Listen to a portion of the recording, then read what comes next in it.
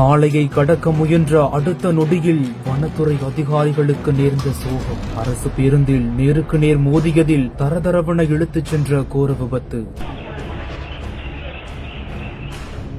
சம்பவ இடத்திலேயே பலியான சோகம்.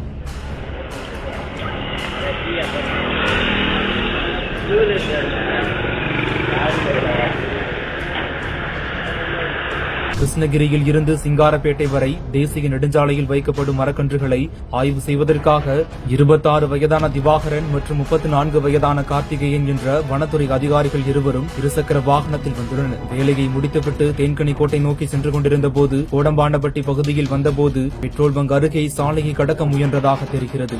அப்போது எதிரே வந்த கர்நாடக அரசு பேருந்தில் எதிர்பாராத விதமாக நேருக்கு நேர் மோதியதில் பேருந்தில் சிக்கி இருவரும் தரதரவென இழுத்துச் செல்லப்பட்டனர். இதனால் உடல் நசுங்கி இருவரும் சம்பவ இடத்திலேயே பரிதாபமாக உயிரிழந்தனர். இந்நிலையில் தற்போது விபத்து குறித்த சிசிடிவி காட்சிகள் வெளியாகி அதிர்ச்சியை ஏற்படுத்தியுள்ளது.